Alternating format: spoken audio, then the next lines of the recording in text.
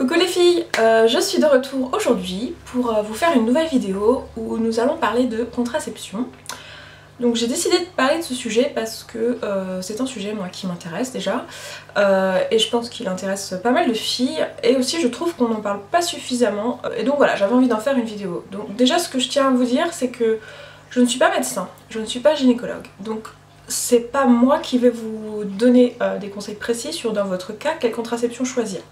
C'est pas l'objectif de cette vidéo. Moi ce que je veux à travers cette vidéo c'est vous donner toutes les possibilités, tout ce qu'il existe sur le marché, comment chacune de ces contraceptions marche parce que je trouve que c'est important de savoir comment ça marche pour que vous puissiez vous faire votre choix. Je vous dis ça pour vous dire que la contraception c'est vraiment un choix personnel qui se fait avec son médecin et c'est pas quelque chose, comment dire, c'est parce que moi j'ai fait un choix que vous devez faire le même, voilà, c'est ça que j'essaie de vous dire.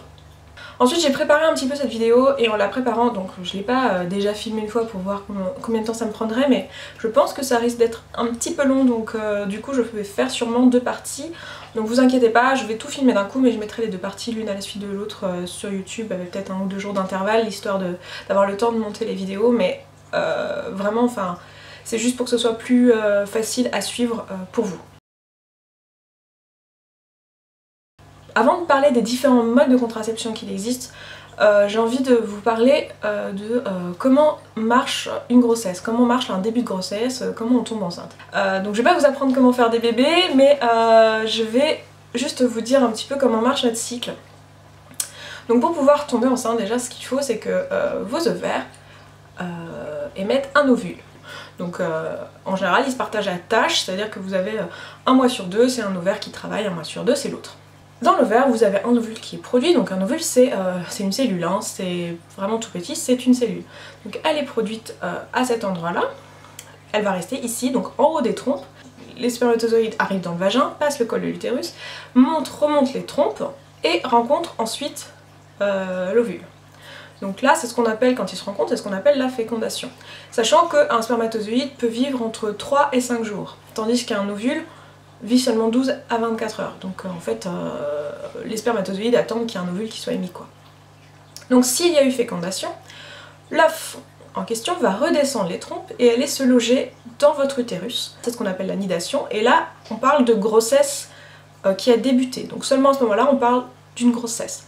Entre le moment où votre ovule est fécondé, donc qu'il y a un œuf, et le moment où il y a nidation, il peut se passer jusqu'à 72 heures. Si à la fin de votre cycle, il n'y a pas eu d'œuf qui est venu faire sa nidation, eh bien votre corps évacue, c'est ce qu'on appelle le corps jaune, donc tout ce qu'il a mis sur la paroi de votre utérus pour préparer à une éventuelle grossesse, il évacue tout ça, et c'est ce qu'on appelle les règles, et un nouveau cycle commence. Donc le premier jour de votre cycle, c'est le premier jour de vos règles. Donc si on veut éviter une grossesse, il faut arrêter ce processus à un moment donné. Donc vous avez plusieurs possibilités. Ou vous arrêtez le processus tout au départ, c'est-à-dire que vous évitez l'ovulation. Donc si vous évitez l'ovulation, forcément, il n'y aura pas de grossesse. Ou alors vous évitez la fécondation, donc vous vous arrangez pour qu'il n'y ait pas de spermatozoïdes et d'ovules qui se rencontrent. Ou vous évitez la nidation, c'est-à-dire que vous laissez la possibilité aux ovules et aux spermatozoïdes de se rencontrer, mais vous empêchez l'œuf de s'accrocher dans votre utérus et donc de commencer une grossesse. Donc après, il existe plein de méthodes pour chacun des cas, chacun des stades. Donc on va tout de suite commencer avec le premier stade qui est arrêter l'ovulation.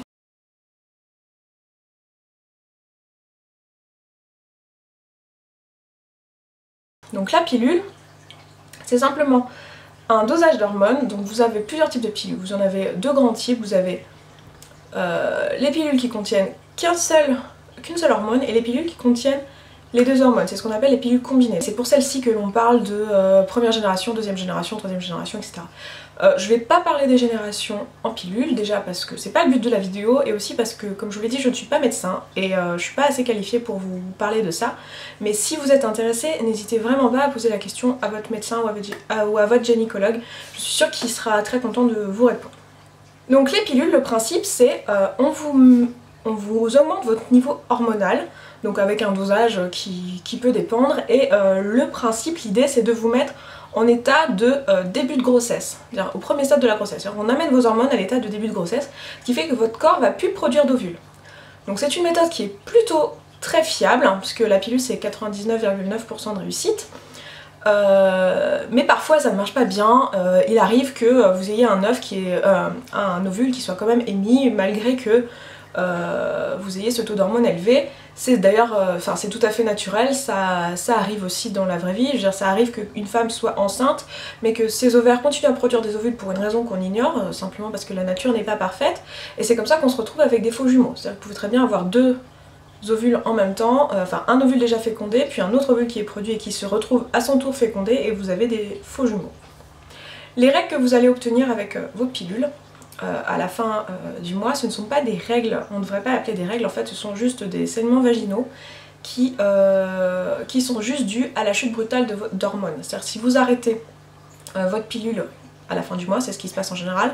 Bon, il existe des pilules aussi où vous les prenez en continuation, mais bon ça, il y a tellement un nombre de pilules incalculable différentes que je peux pas tous vous les passer en revue, puis aussi je les connais pas tout simplement parce que moi au mieux dans ma vie j'en ai pris 3 ou 4 sortes différentes, ce qui est déjà beaucoup.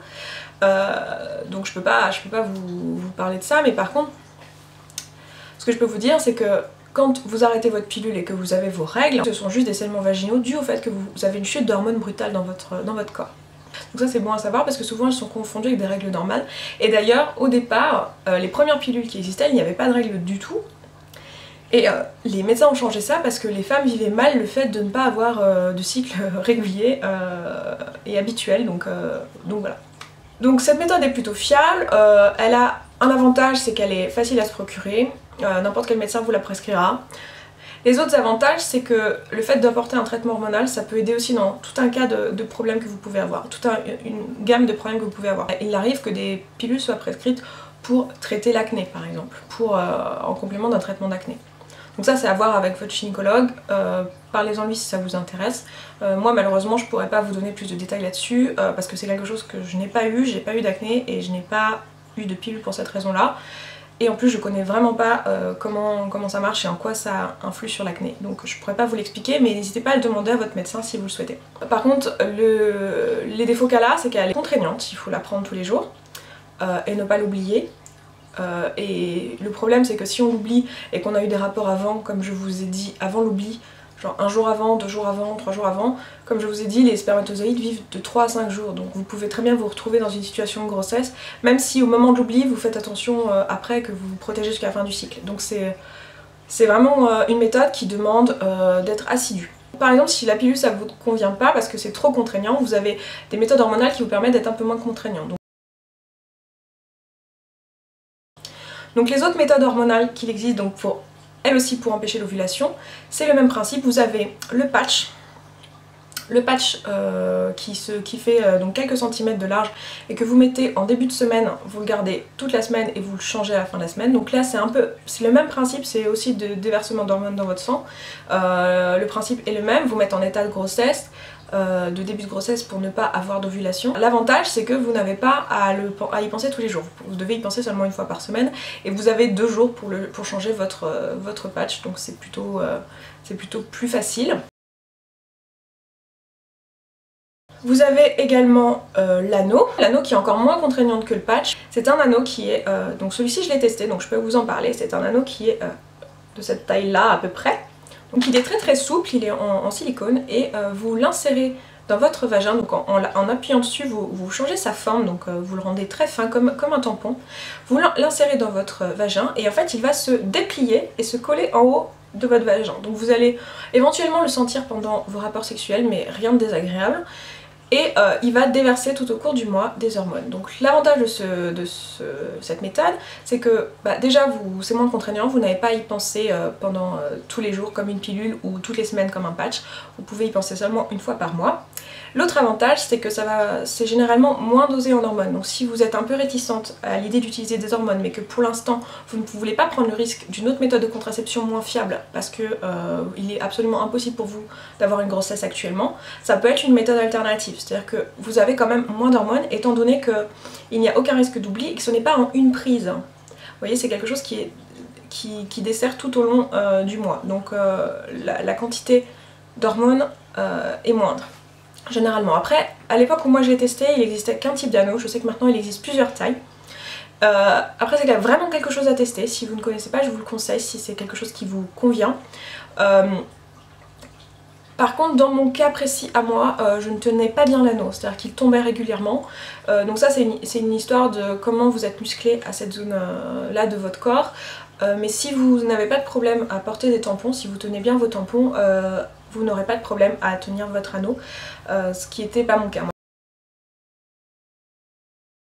Autre méthode encore qui vise à empêcher l'ovulation, c'est le même principe, donc c'est des hormones aussi, c'est l'implant. Donc l'implant, c'est une petite baguette, grande comme ça à peu près, que on vous met généralement dans le bras, dans l'intérieur du bras, un endroit où ça se verra pas trop quoi, on vous le met sous la peau, et vous pouvez le garder, alors je crois que c'est de l'ordre de 3 ans, quelque chose comme ça. À voir après avec votre gynécologue, j'imagine que ça doit dépendre du dosage hormonal que vous avez. Et donc pareil, c'est quelque chose qui vous diffuse des hormones continuellement dans votre corps pour empêcher l'ovulation, donc vous mettre en état de grossesse et empêcher l'ovulation.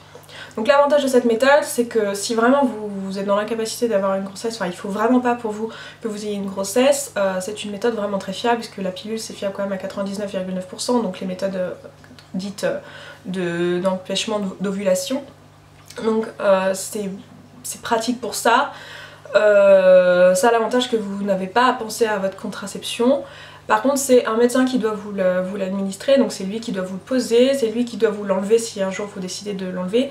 Donc vous êtes moins autonome. Pour moi c'est une méthode où vous n'êtes pas acteur de votre contraception. Donc ces 4 méthodes là, donc les méthodes qui visent à empêcher l'ovulation, sont des méthodes comme je vous l'ai dit qui étaient très fiables. Vous en avez vraiment pour tous les besoins. C'est-à-dire que des très contraignantes comme des vraiment pas très contraignantes. Après c'est à vous de voir laquelle vous correspond si vous souhaitez une contraception hormonale. Donc pour ces différentes méthodes, les différents prix sont donc pour la pilule, tout dépend si votre pilule est remboursée par la sécurité sociale ou non. Donc c'est de l'ordre, ça peut aller de 2 € à 14 € par mois. Pour le patch c'est plutôt de l'ordre de 15 € par mois. Pour l'anneau c'est de l'ordre de 16 € par mois. Et pour l'implant c'est de l'ordre de 100 à 110 € la pause, sachant que ça dure 3 ans. Donc c'est peut-être la méthode la moins chère je pense. Donc voilà pour les méthodes dites d'arrêt de l'ovulation.